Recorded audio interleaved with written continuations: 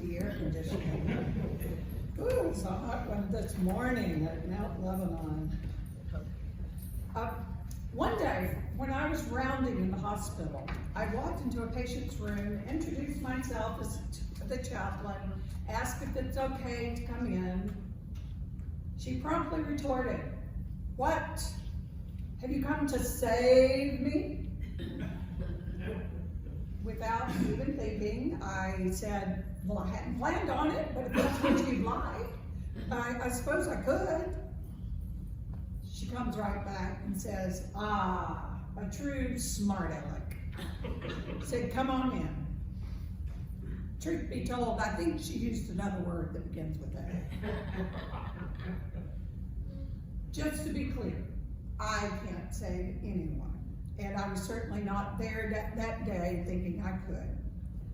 As a chaplain, hopefully any minister, we primarily want to meet people where they are and encourage them to use the faith they have to help them get through times. Because the job of salvation is God's alone. What my smart aleck statement did, however, was to get me out of the safety of the hospital hall and into this room to find uncertainty. Had I known where the conversation would go that day, I may not have been as so eager to go in. As Christians, we think we have a pretty good idea of how we should behave or what we should do. We also assume the person knows our intentions. And occasionally, it takes everything we've got just to muster up enough courage to step out into the midst of this so-called Christian living, only to discuss that some have already made up their mind as to what you and your Jesus is all about. I knew she was safe with me, that I had not come to judge her, but she didn't know she was safe. She had been through a tragedy and assumed I was there to chastise her for being in the predicament that she was in. Fortunately, I have been around long enough to know it's not a question of if storms will come, rather when they come. None of us is immune to suffering, tragedy, heartache. Bad things happen to good people. But she didn't know that I knew that. And the question for us is, how do we respond when the storms come to our lives?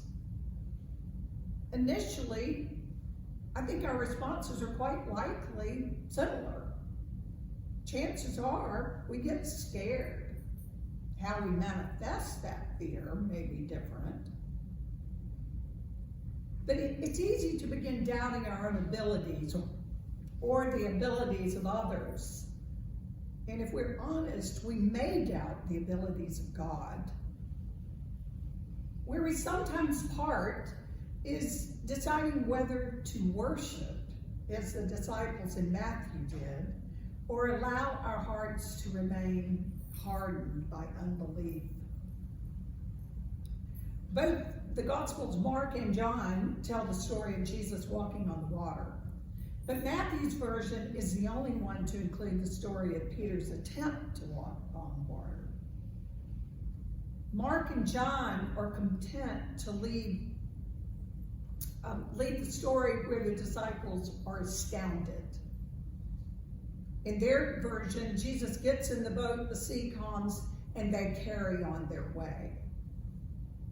Now, Matthew is the one that tells us about Peter. And Matthew's story also includes fear and doubt, but then it ends in worship of Jesus, as the disciples acknowledge Jesus as the Son of God.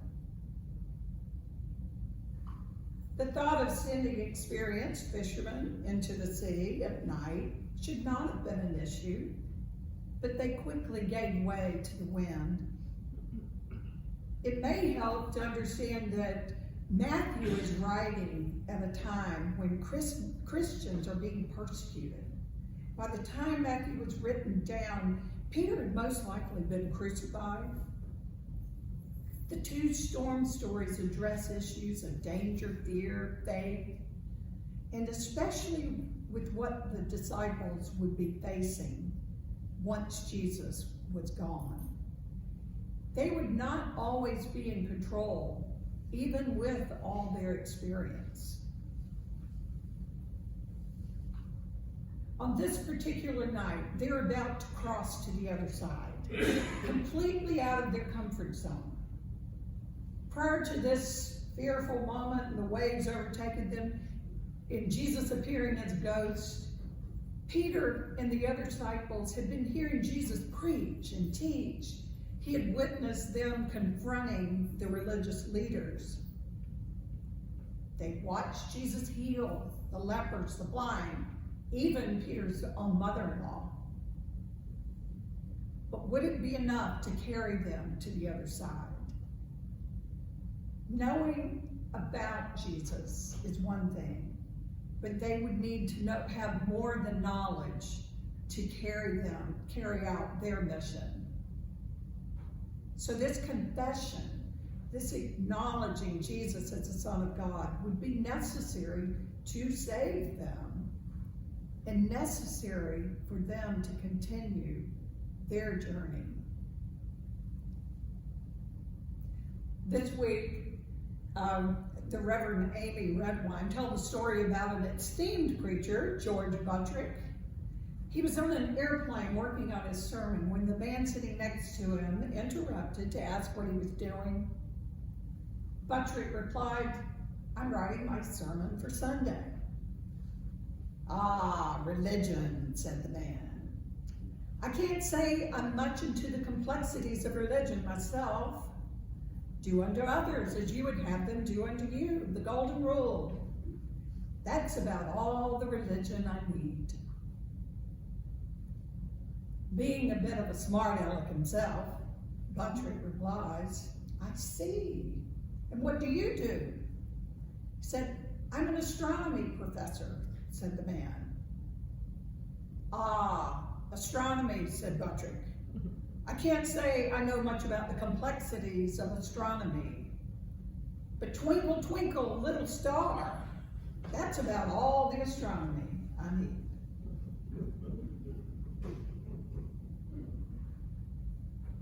We are often tempted to reduce complex concepts to platitudes. And I agree with Reverend Redwine, who went on to say, there's something about being human that makes us prone to categorize, compartmentalize, and stereotype. We long for certainty. When the disciples feared they were seeing a ghost, and I don't know how many ghosts they had seen, Jesus says, "Take courage. It's me. It's okay. Don't be afraid." Peter, he's doubting. He needs his proof. "If it's you, tell me to come to you on the water." Jesus says, "Come." And we know the rest of the story. Peter does fine for just a moment, then he gets scared again, and he lets the fear overcome him this time. But note one more thing. Peter doesn't just swim back to the boat. Neither does he get swallowed up by the waves. But he cries out to Jesus, "Lord, save me." We need salvation. I can't save you, and I couldn't save the woman in the hospital, even if she wanted such. I can't save myself. But my hope is, that's God's job. But my hope is that what I can do and what you can do, that we can do together, is to keep our eyes on Jesus. Keep our eyes on him and only do the things that Jesus calls us to do. Jesus didn't ask Peter to test his faith by walking on water. That was Peter's idea. But before we get too hard on poor Peter, He does teach us to keep our eyes on Jesus, and that saved him. Jesus may not always behave the way we think he should, but we can always trust him to save us when we call out to him. Amen.